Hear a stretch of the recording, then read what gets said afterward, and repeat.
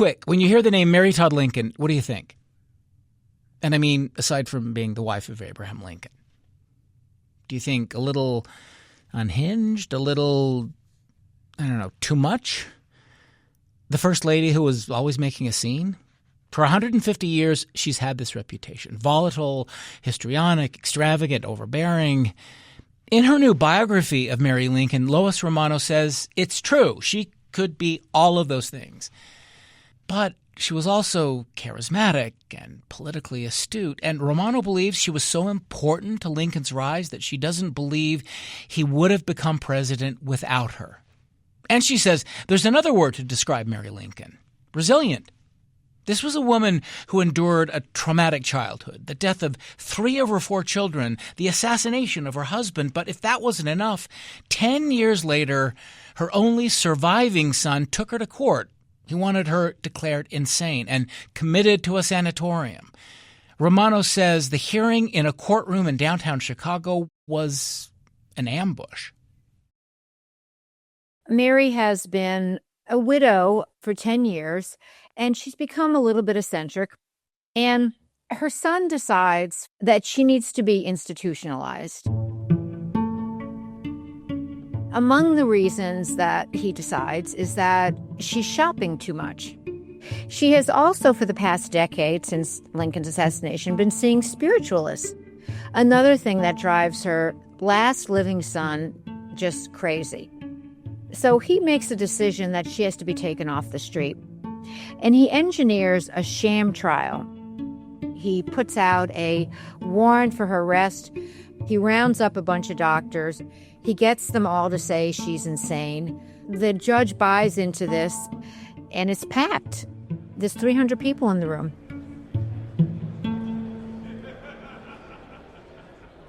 The doors open, and there's Mary, all 5'2" of her, and she has to walk the whole length of the courthouse up to her seat.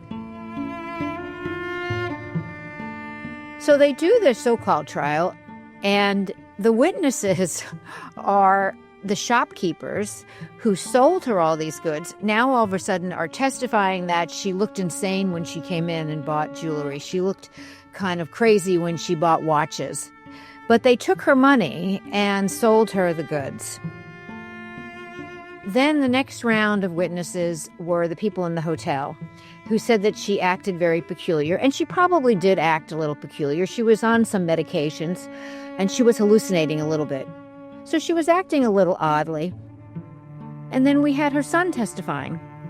And the sensational Chicago media most definitely took her son's side. I mean, they were talking about how she looked crazy and her eyes were darting around, but Robert's eyes were infused with tears and how painful it is.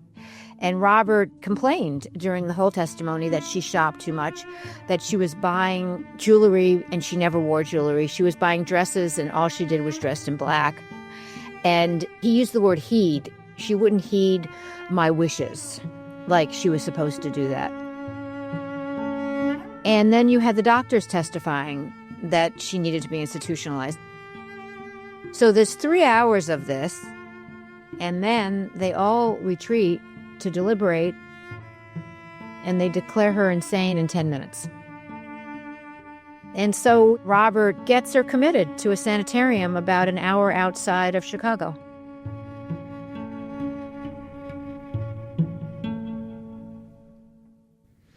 You write in the book that as the trial reached its crescendo, her fall from grace was final and complete, or so it seemed. And then you have this little coda to that section where you say she was still standing, and that not for the first time men had underestimated her. Talk about what this story says about this moment and this woman. Well, for that split moment, she was defeated. I mean, I will tell you that. She wasn't defeated for long, but men had underestimated her entire life. People had underestimated her. But I found it interesting that her own son had underestimated her will. And he thought that he had buttoned this whole thing up. And he had, in a way, because he got the conviction that he wanted. And she was humiliated. And then Robert made a very big mistake. He went on vacation. And she's now going to be on a mission to get out of there. And the long and short of it is, by the end of the summer, the medical director was saying to Robert, I think she's doing just fine and she needs to get out of here. And she was out. The only thing left was to get her money, and that was a big fight. Robert had to agree to that. And finally, even his own advisors were saying, you just need to let it go. It's over. Give her money back. And she immediately left for Europe. She's complicated, but she also helped elect the most consequential president in history. And that got overlooked. And what we inherited was a story that was filtered through myth and bias and just incomplete information. The Mary that we inherited was extravagant, unstable, difficult, insane, when she was very, very smart and actually a consequential first lady. This is Radio West. I'm Doug Fabrizio. Lois Romano is with us for the hour. Her new book is called An Inconvenient Widow. The book grew out of her years as a Washington journalist and her effort to understand how Mary Todd Lincoln had become one of the most misunderstood women in American history. I covered first ladies as a journalist for the Washington Post, and she just stuck with me. And she first came to my attention when I was covering Hillary Clinton when she was first lady, and Hillary was just being pilloried. And I'm not here to carry a brief for Hillary Clinton, but some of the criticism that she received was somewhat unfair. And that happened to Mary too. And I was curious that why Mary? And I came to realize that Mary was actually probably one of the first modern first ladies. She had an unprecedented amount of press scrutiny. Yeah. She was highly educated.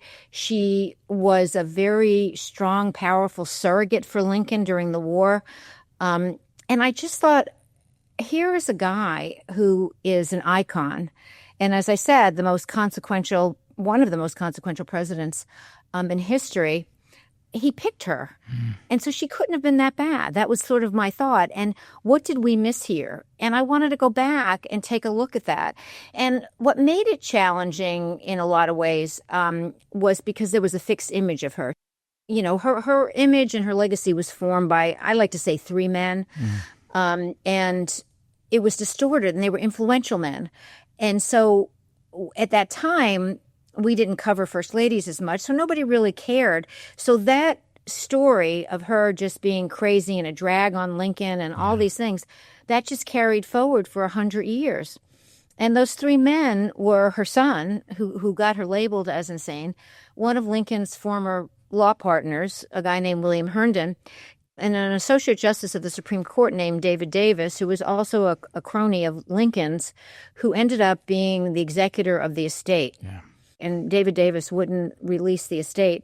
I mean, he really made her suffer. I mean, he put her on an allowance of the equivalent of $50,000 a year for 2 years when there was a lot of money there. And he kept saying he was settling the estate, but in truth, there was nothing to settle. It should have been settled within a year because Lincoln had one debt, an $11 newspaper subscription that hadn't been paid. And the only reason he finally settled the estate after 2.5 years is because Mary went to New York to sell her clothes. And that became this big scandal. And, she got pilloried for it. Yeah. And it was so embarrassing to Robert and to Davis that he released the estate at that point. Yeah.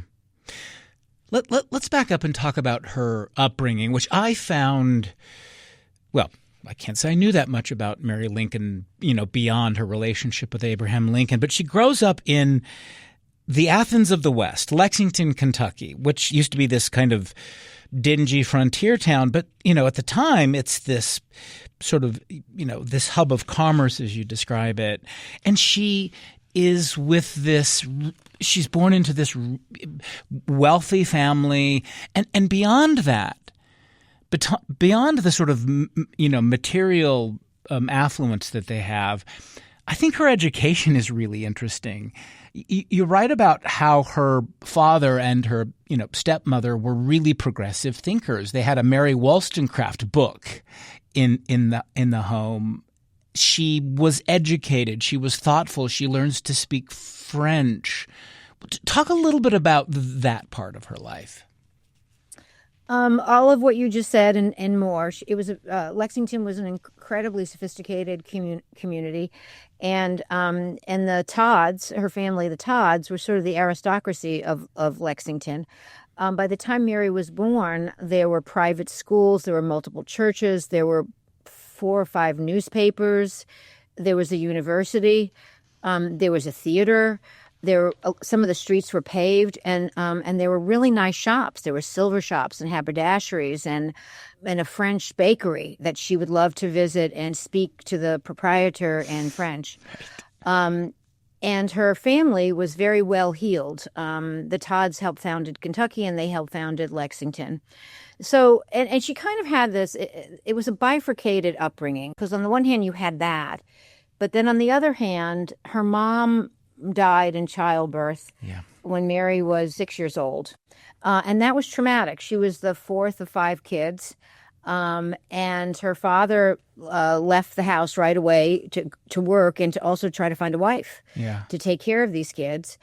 And Mary was sort of left there, in the middle, and being taken care of by a rotating group of caretakers, some of the father's relatives, her mother's mother, and enslaved people. They were slave owners. Yep. So Mary is brought up, and then a year and a half later, far earlier than what was socially acceptable, her father finds a bride, and he marries this woman, Betsy Humphreys. And then Betsy goes on to have 9 more children. The question I think will come up for people, like, was she always so volatile and high-strung? And you deal with that in the book. But you also say that at the time, no one really saw her volatility as anything more than just this kind of smart girl who was, precocious. Precocious, exactly. But she also, people did identify, and you mentioned this in the book. They did identify, and that's really interesting. And we're very, very lucky, Doug, to have that in writing, to have letters. I think someone called her that her personality as a young woman was like an April day. Right. That one day she would be sunny and bright. Yeah. And then like an hour later, she'd be in a tantrum or she'd be crying. And so they saw that in her, but they also saw, and she had a sharp mouth. And I attribute that to self-protection. They said she was sarcastic. But she was also the star pupil in the school. She ended up attending a boarding school right in Lexington. And I think she attended a boarding school just to get out of her house, because that house was just so chaotic and crowded. And so she would, the coachman would take her to the school on Monday morning and then pick her up on Friday afternoon. And she said that was like her second home. She called her childhood desolate in many ways, because she was so lonely. And even though this house was full of people, she was very, very lonely. But to go back to your point, yes, people saw the personality, but they also saw the brilliance. She loved acting in the plays. She was fluent in French. And she was the first lady to enter the White House more educated than her husband. Yeah. You mentioned this Chicago doctor, William Evans, who does this study in the 1930s, which you describe as probably the best analysis of kind of what was going on with her, which was epigenetics. It was some hereditary, some environmental factors. I mean, erratic home life, the trauma of losing her mother, of being probably neglected in some ways. And it gives you a sense of where she's coming from. And I think that's important to say. Yeah, I think you've nailed it. That's really true. People come out of crisis in different ways. And Mary learned to be a survivor, but losing her mother didn't really toughen her. She never could deal with loss very well. And so what Evans concludes is that she wasn't given coping mechanisms. Instead, she would have, anxiety attacks, basically. And she became needy. I mean, and so these traits that she had, being precocious and smart, they were sort of charming when she was younger, but later they became a little bit annoying to people personally. Yeah. I mean, people just thought she was imperious, and narcissistic, although I don't think she was narcissistic, but some people thought that. I think she was just, her whole life was in survival mode. And, we haven't even gotten to the fact that she was losing children along the way. Yeah. And that was helping to shape her and putting her into another spiral.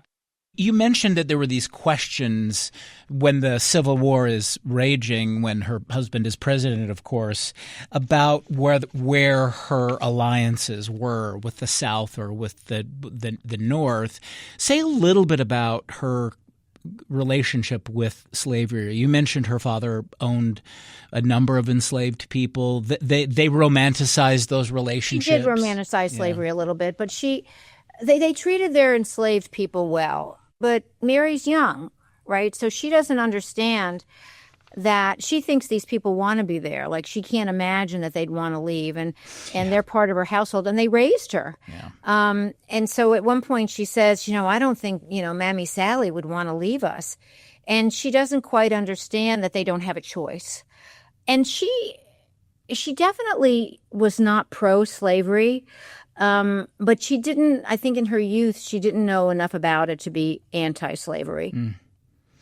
One of the things we should also mention is that Mary Lincoln was by the way, I want to say something about people always say Mary Todd Lincoln. Why do you think they say that? Because she didn't keep that name. She didn't hyphenate her name. How do you understand that? It's unclear. And in fact, it's funny. I went back and forth on the title of the book, and we kept the Todd in it because it had rhythm. But at the Abraham Lincoln Presidential Library, they do not use it because she never used it. Yeah. And I don't know when it got inserted. I have no idea. Was it a way of distancing her in some weird way from... No, I don't think so. I think it was a way that early biographers identified where she came from, that she was a Todd.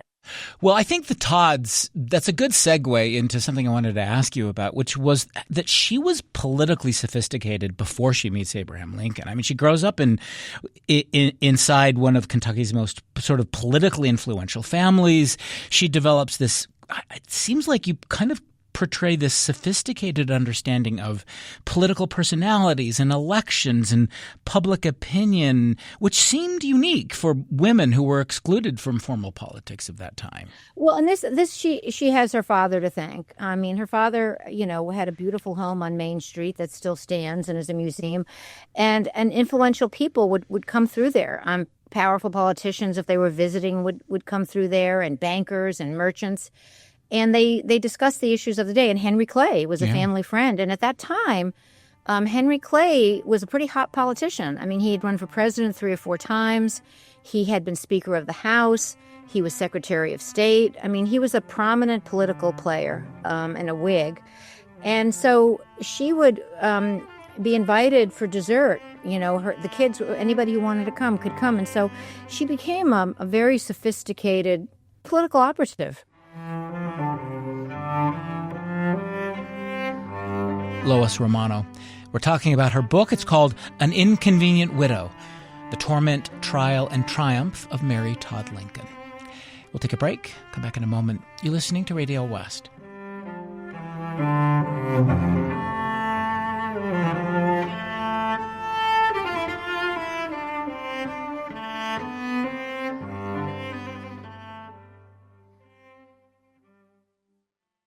This is Radio West. I'm Doug Fabrizio. So for more than a century and a half, Mary Todd Lincoln has been remembered as the difficult wife of Abraham Lincoln. Emotional, extravagant, unstable, and yes, the journalist Lois Romano says she was a hard woman to like. But she thinks at least you ought to know why. In her new book, Romano explores how politics and grief and mental illness, not to mention Lincoln's own transformation into an American saint, all helped turn a complicated woman into a historical caricature. Her book is called An Inconvenient Widow. You write this in the book, that she, when she meets Abraham Lincoln, of course, she intended to help make him president. Now, I want to talk about the relationship between Abraham Lincoln and Mary Lincoln, because in the book, I want to read something that you write in the book. Because the question is, like, what did they see in each other? How do you describe their relationship? And this is how you put it in the book. You said that they had come to terms with their needs and feelings for each other and found solace in commencing a partnership rooted in family and mutual interests. So you're saying that they developed this – they had gotten engaged and it was broken off, and we'll come back to that in a minute, but they developed this entirely new, deeper relationship that you write about. They had become friends in some ways also, committed to this goal. So what are you getting at there in terms of that relationship? It was, yes, they loved each other. Yes, there was a spark, but there was also something else in there, and then I find that really interesting. They both came from troubling backgrounds in a way. I mean, Mary's was affluent and Lincoln's was poor, but Lincoln had to self-educate. His father wouldn't support his education. And his father was jealous of Lincoln. He didn't want him to be spending time reading books. He wanted him to be working in the fields. They both lost their mothers at a young age, and they both found solace in each other emotionally. There was an emotional connection that they had. And they also had a very deep political connection. These were two extremely ambitious souls. I mean, they were you can't overestimate their ambition. Lincoln was very ambitious. Mary was very ambitious. Lincoln had some tools and Mary had other tools. Lincoln was a brilliant politician himself. He was a tactician. Mary helped soften his edges. She understood connections where Lincoln was a little bit awkward, and she would open up her home in Springfield. Whenever the legislature would sit, she would open it up to 500 people, even though the house wasn't that big. But people would come in and out and spill out over the lawn. She understood the guest list, and she understood that he needed to be around these people. So she helped position him. And this is not to take anything away from Abraham Lincoln. He was impeccable orator and an amazing politician. But Mary was right there on the front lines with him. And I'm going to say this, and I've said this before, I do not think he would have been president without her. And here's why. He was also a depressive. Right. And it's very well documented. In fact, when they broke up, he had in every respect, he had a nervous breakdown. His friends took dangerous items out of his boarding house. They thought he might hurt himself. Yeah, remove the razor blades, right? Yeah. And remove the razor blades, right. Mary had mania. So they both had mental illness. His mental illness did not define him. Hers did. Mm-hmm. There was a history of him being in a funk. Yeah. And he would go into, one friend said, a trance where you couldn't snap him out of it. Mm-hmm. He would just completely self-absorb. And she would get him out of it. She'd say, you're going to be a senator. You're going to be president. You know, you're better than all these men. And he would quote her. He would say, well, Mary thinks I'm going to be president. Isn't that funny? Who else would think that? But I think she really, boosted him up. Mm. She was 100% for him. And I think, the reason I'm saying this, and I'm not saying it, it's not just my opinion. There's research in the book that supports it, that even people that did not like Mary said that she was a very powerful force on him. Mm. She could judge people very well. She had a very instinctual sense of political people when people were working for them or against them, and that she had an energy that he didn't have initially, that he was sort of laconic. And she was like the Energizer Bunny. So even people that came to dislike her said she did the deed. Mm. She helped catapult him. He had all the skills and the brilliance, and she helped push him over the finish line. You don't really deal with this question in the book, but I want to get to this episode that happens in 1840. That they had become engaged, but shortly after, Lincoln breaks it off. And he goes into this like really profoundly, as you were just talking about, one of these episodes where he is disconsolate. And one of the questions that comes up, and one of the reasons that he is because he has this friend, Joshua Speed. And there are these arguments out there that this breakup was connected to this relationship with this friend, Joshua Speed. And you write about the fact that as you say in the book, the prospect of losing Speed's calming presence compounded, Abraham Lincoln's sense of self-doubt, and that they had this unusually, this is your words, unusually close relationship. They found solace in discussing their forebodings about sexuality, was a quote that you put in there. And there's this question that comes up, I'm sure you've heard, again, that you don't really deal with in the book, is that Abraham Lincoln was gay. This was a gay relationship. He goes into this profound sense of depression because Joshua Speed is also getting married. What do you make of that? Question. It's a very good question, yeah. and I get it a lot, and I don't know the answer. Yeah. I suppose it's possible that he was gay, and during that time, as we know, during the 19th century, you couldn't be gay and survive, certainly, but that you can actually build a case for him not being gay as well, like. People say, well, he lived with Joshua Speed. Joshua Speed invited him to live above the store with him that he owned. Yeah. And they slept in the same bed. But this was not uncommon during this period of time. Lincoln also slept in the same bed with a lot of lawyers when they were on the circuit. I have also, by reading the few letters that exist between Mary and Lincoln, I feel like they had a strong sexual relationship. I can't swear to that, but you can see some longing in their letters. Yeah. And they definitely did family planning because when the second child dies, she immediately gets pregnant. And I don't know the answer, but I think that they did have a strong sexual bond as well, a physical bond, Mary and Lincoln. And maybe he did with Joshua too. I don't know. I tend to, my personal opinion is I don't think he was gay. I think he just formed an attachment to Speed because they were both two lost souls. But who knows? I think somebody did write a book on this once, and I don't know the answer. Yeah. Let's talk about when Mary Lincoln's effect on her husband's beliefs and political beliefs and aspirations. It's interesting. You write about the fact that she doesn't really take a public role. Like she wasn't a women's rights activist. So what's the role that she plays? She's sort of whispering in his ear, saying, "I'll have a tea party for you," or how does it work?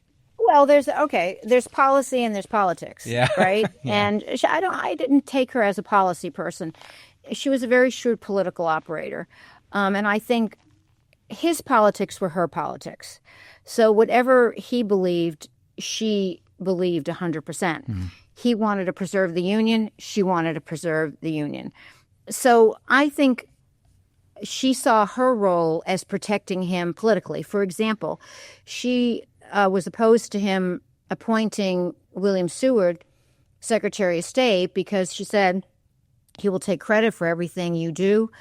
He's going to undermine you, and he'll betray you.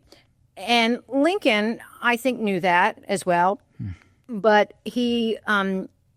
Seward was supposed to be the nominee of the party. He was the most powerful member of the party at that point. And I think Lincoln felt he needed him, and he probably did.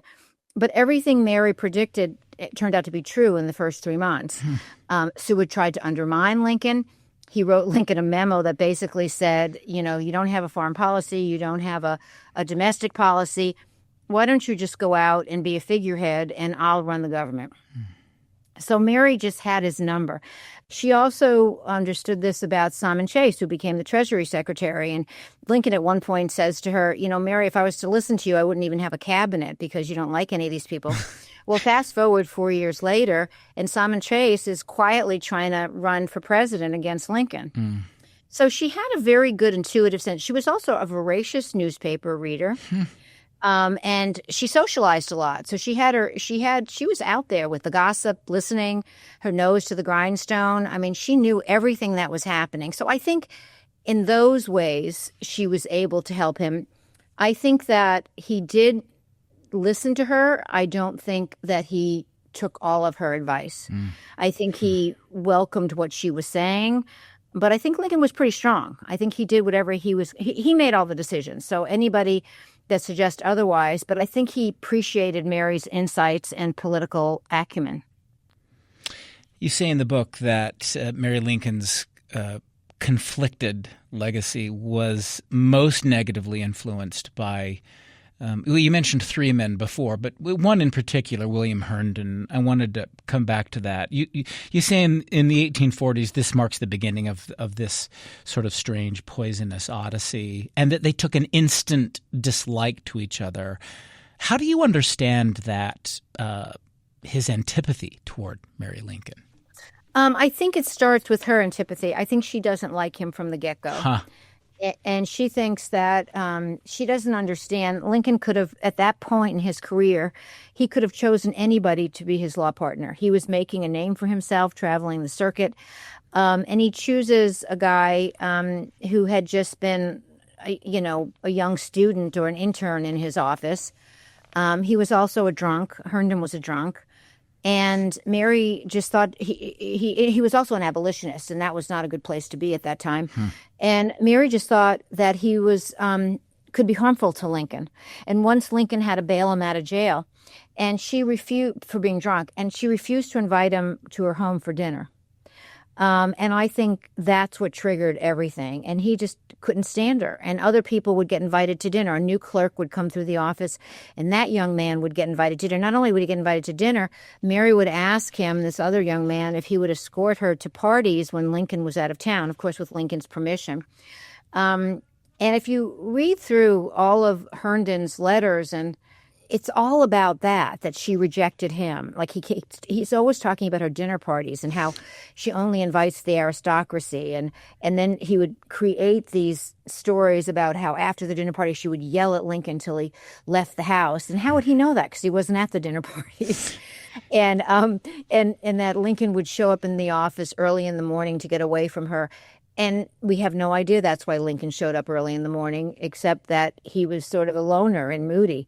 The other thing that contradicts Herndon is that he also says that Lincoln never confided in him. He said, so Lincoln never, you can't find a bad word that Lincoln ever said about Mary. I mean, you can find third-hand stories where a guy says, yeah, this guy told me he said this about her once, but there's not one written word, and Lincoln was a big letter writer. So they develop a terribly toxic relationship, Mary and Herndon. And he just never forgives her for this. And Lincoln's and Herndon's relationship effectively ends when he gets elected president in 1860. But Herndon keeps the law practice going for a little bit. He only sees Lincoln one more time after that. He goes to Washington to visit him and tries to get a job appointment for somebody else, not himself. And Mary doesn't come out to greet him. And so he's very angry about that, too. And then he has to borrow money from Lincoln to get back to Illinois. So he's humiliated. And all of this, he never wants to put it on Lincoln. So it's all on Mary. There's an image you write about. The chapter heading is Mrs. Lincoln Goes to Washington. This is 1847. Her husband, of course, is elected to Congress. In October, they make the trip to, she's got two toddlers. They head to Washington. And she's just 28 years old. I just found that really interesting and kind of striking. We think of her as a sort of... It's striking that she went. It was very unusual. Yeah, talk about that. That a woman, at that time, maybe 20% of wives maybe accompany their husband. They certainly didn't accompany them with kids. So these might have been, some older representatives. She decides she's just going to go. I mean, she's worked hard for this. And she, as one of Lincoln's friends say, she wants to loom large in Washington. And so they take the trek across country, and they have to move into a rooming house with toddlers. And it's just not anything it's cracked up to be. First of all, Lincoln's a junior congressman, so they're not being invited to anything fancy or special. And Mary can't entertain anymore because they're in a rooming house with a lot of people. And the kids are there getting underfoot. And Lincoln's working all the time. So she leaves after 6 months. I mean, she's just totally miserable and leaves. But it just was very unusual that she even went. Lois Romano. Her book is An Inconvenient Widow, The Torment, Trial, and Triumph of Mary Todd Lincoln. We'll take another break. Come back in a moment. You're listening to Radio West.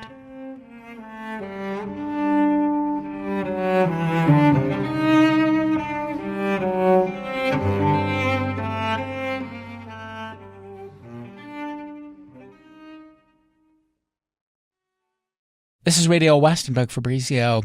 Back now to our conversation with Lois Romano. We're talking about her biography of Mary Todd Lincoln. It's called An Inconvenient Widow. I liked this section where you write about their home life in Washington and the way that they had a dog named Fido. He would sort of wrestle with the kids. It did seem like kind of domestic bliss. They seemed like in Springfield, in Illinois. Sorry, in Springfield. Yeah. Well, would you talk a little bit about? She also you write about the there was one. Well, there was one moment where she's like, "We're not eating until Dad comes home," and dinner's burnt or cold by then. She was very protective of him, and we lose a lot of this. She was also a high-strung mother. I mean, so there's some funny stories in there about she would get hysterical if a kid was missing, and she would get very overwrought. But people who came through their home saying it was a warm environment. And he would play with the kids on the floor all the time. And Lincoln and Mary were both intellectuals, and they would read to each other. And Lincoln loved poetry. Mary loved poetry. And Lincoln once said, if Mary reads a book, I don't have to read it because she can just tell me what it's about. And there were also some negative reports of Mary. She was apparently very stingy during this time. They weren't making a lot of money. And, Lincoln's niece didn't like her. She came to be a nanny and go to school. And she said that Mary was just very stingy about putting food on the table. She was always fighting with the help, and the help was always quitting. Again, Mary's just very anxious, and as you say, she could be dislikable. She once has a fight with the guy who delivers ice, right. And she starts haggling with him, and then she won't pay him because she thinks he's overcharging her for the ice. And then he leaves in a huff, but he's the only game in town, so she has to go send a young kid to apologize to him and tell him to come back with the ice, and she pays him.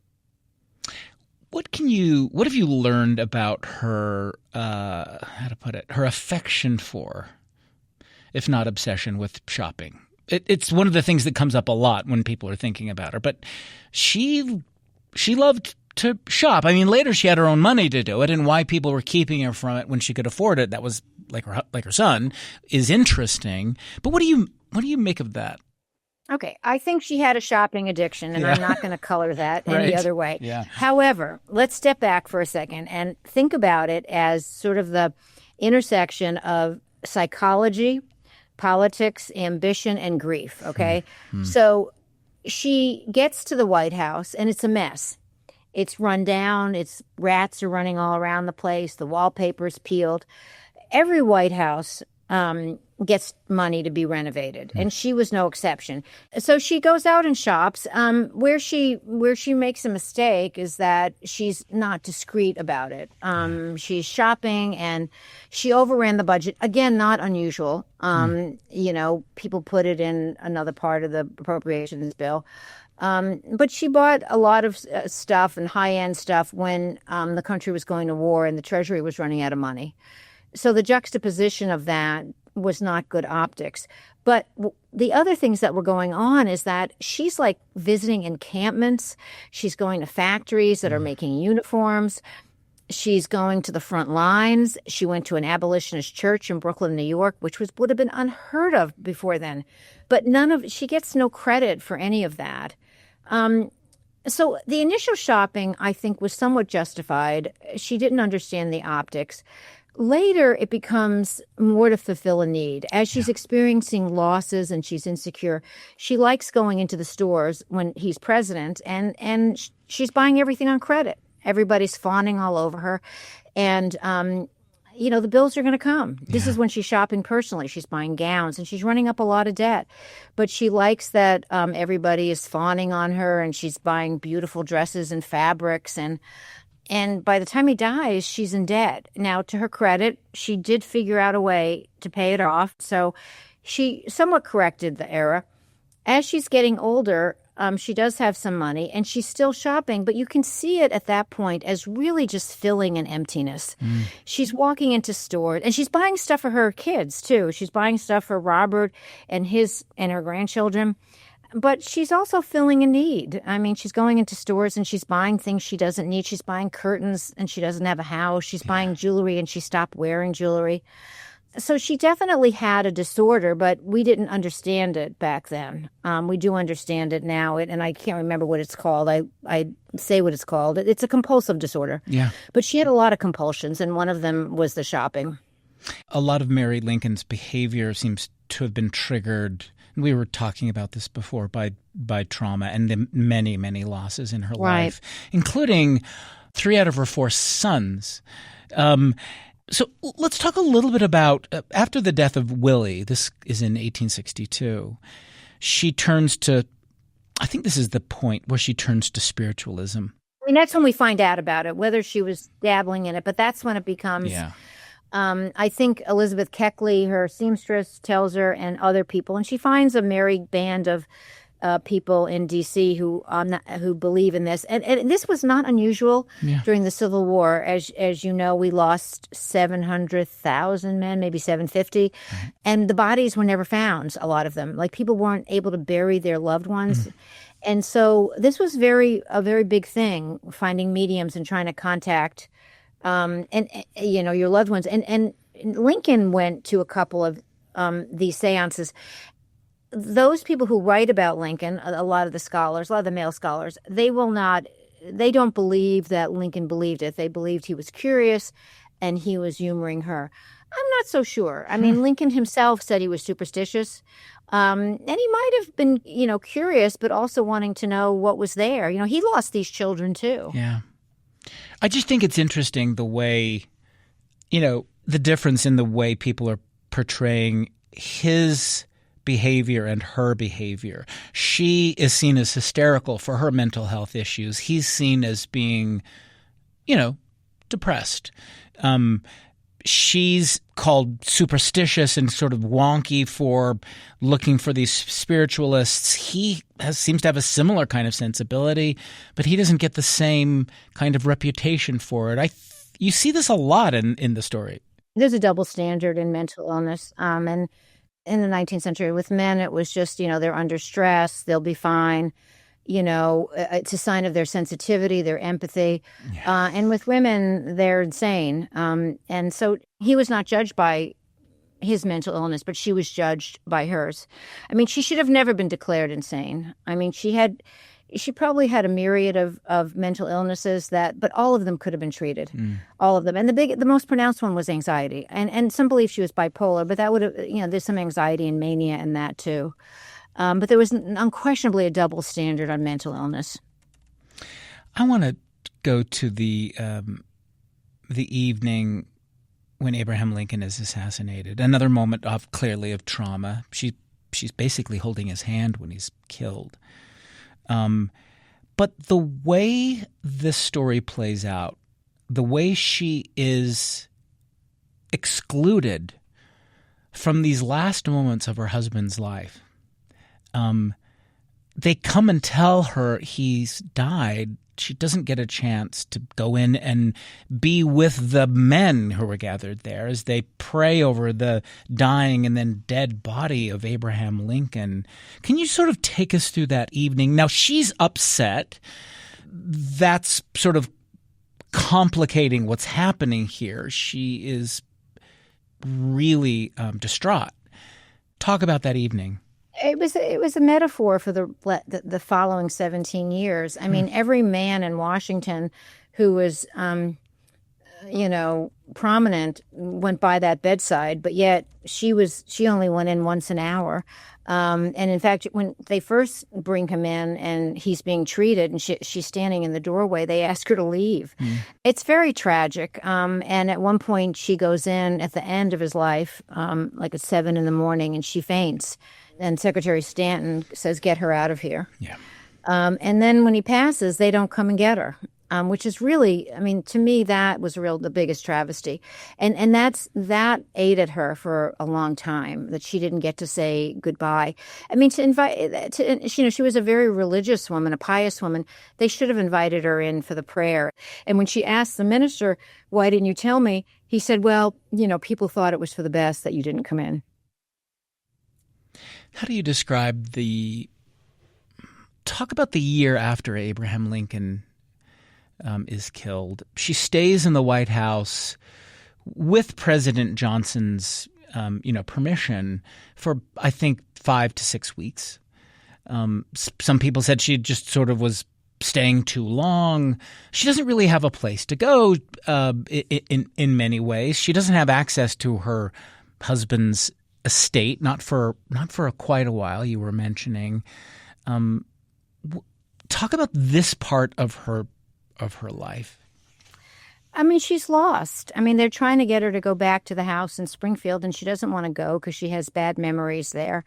She has good memories, let me put it that way, and she doesn't want to be reminded of the loss. And she just, her future was so uncertain. And she believed the White House was her destiny. And now all of a sudden it was over, and she had to go find a place to live in Chicago. She decided she was going to go to Chicago. Yeah. It's profoundly sad. And I don't think anybody was really helping her. I mean, some of the men around her, David Davis and some others, they just were stuck on the fact that she had to go back to Springfield and move into that house because they owned the house to save money, and she didn't want to. And they didn't try to help her find an alternative. They also tried to dictate where Lincoln was going to be buried, and she put her foot down there. They wanted him buried in a single tomb in downtown Springfield, and she got wind of that, and she said, no, he's going to the cemetery, and it's going to be a larger tomb, so his deceased sons could join him. And of course, she wanted to join him at some point.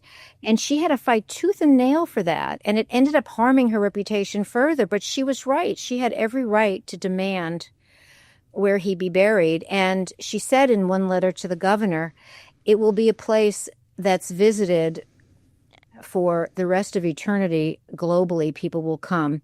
And she was absolutely right. It is the second most visited cemetery in the country, next to Arlington National Cemetery. You say in the book that Mary Lincoln would have been thrilled with the reactions to her death. Explain what you mean. It was very, respectful and celebratory. And the church was packed and people waited for hours. I mean, she was all about entertainment and socializing and pomp and circumstance.